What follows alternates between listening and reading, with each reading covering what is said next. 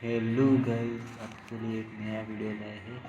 मुगलों भारत पर मुगलों का राज्य जब महाभारत एक दूसरे मुल्कों से हमारा जो भारत था वो जो अधीन था उसके बारे में हम पूरी बात करेंगे। जब हमारी रियासतें हुई करती थी, जब हमारे अलग अलग रियासत के हिंदू राजा हुआ करते थे, तब मुगलों का राज में कौन कौन से राजा आए, उनको अकबर कौन आया, हुमायूं कब आया, कौन सा राजा कौन के बाद आया, कौन सा राजा था, इन करके सारी बातों का हम आपके ऊपर बताएंगे इस वीडियो में। आप इस वीडियो को बना रहिए और हमारे चैनल पर नए हैं तो हमारे चैनल को सब्सक्राइब जरूर कीजिएगा।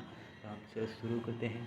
फर्स्ट में हमारा आया जो हम बताते हैं कि हम सीधा इतना ही नाम जानते हैं कि बाबर, लेकिन इसका असली नाम था जहीरुद्दीन बाबर, जो एक प्रथम मुग़ल था, जो एक प्रथम मुग़ल के नाम से जाना जाता है। इसने हमारे देश को दिल्ली पे अधीन किया था और दिल्ली की गद्दी पर बैठा था, जिससे हमारा देश इसके अधीन हुआ करता था।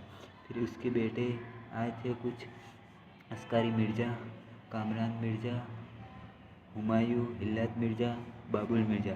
उसमें से इसका जो द्वितीय मुग़ल शासक बनाया वो बना था हमारा हुमायूं। तो हुमायूं को सब जानते होंगे कि हुमायूं जो हमारा था वो द्वितीय मुग़ल शासक बना था, जो भारत पर अपना अस्तित्व जमाया था। और हुमायूं के 3 बेटे थे, अल अमान, अब्दुल उल फतह, जलालुद्दीन मोहम्मद अकबर और मिर्ज़ा मोहम्मद हकीम।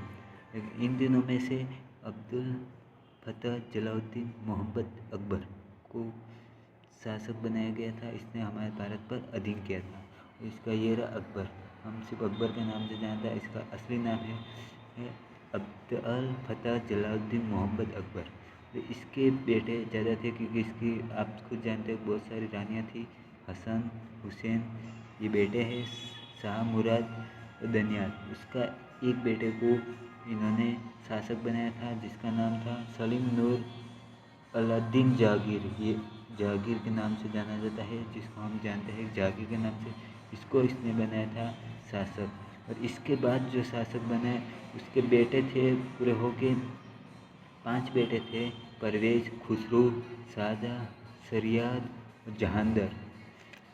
इसमें से इसका जो एक बेटा था शाहजहाँ, खुर्रम शिहाब अल दीन शाहजहाँ, जिसको इन्होंने राजा बनाया था, शासक बनाया था। और ये कौन सा शासक था? 5वां शासक था।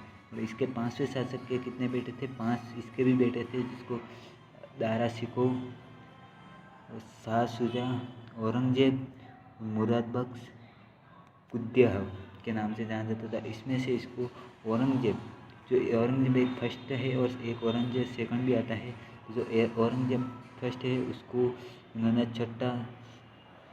छठा शासक बना था भारत पर, जिसने अपनी हुकूमत चलाई थी। उसके बाद इसके जितने बेटे थे उसमें हिम्मत, मोजिल, बहादुर शाह आलम, मोहब्बत अकबर, मोहब्बत आजम शाह, मोहब्बत कामबख्श, इसके इतने बेटे थे, जिसमें से उसने हिम्मत, मोहजिब, बहादुर शाह आलम को इसने शासक बनाया था, जो 7वां शासक था। इसके बाद इनकी जो शासन प्रणाली थी उसमें थोड़े से दगे होने लगे। और उस समय क्या है कि इस औरंगजेब के बाद में जो हुआ शासक, उसमें से क्या है कि इनको इतना पावर नहीं मिला जितना पहले पावर था, क्योंकि इनके बाद क्या अंग्रेज़ी सरकार का धीरे धीरे प्रभाव होने लग गया था, इसलिए इनको ज़्यादा अधिकार नहीं करने मिला। लेकिन इसके जो बेटे थे वो ज़्यादा थे, जैसे कि जावर शाह, उलस उल दीन, मोहम्मद जमीन, दौलत अफजा, रहीम उल सन उल कब्ज, शाहजहाँ और मोहम्मद हुमायूं नाम के नाम था। उसमें से मोहम्मद अजीम के बेटे कुछ थे, कितने 5 बेटे इसके थे, और शहनशाह के 2 बेटे थे। उसमें से इन्होंने 8वां जो शासक बनाया वो फर्रुखसियार बनाया था। फर्रुखसियार का जो 7वां था, उसके पास जहान शाह के जो बेटे थे उसको इन्होंने शासक बनाया था, जिसका नाम था मोहब्बत शाह, जो 9वां शासक बना था। इसके बाद इसका बेटा बना अहमद शाह बहादुर, जो एक 10वां शासक बना।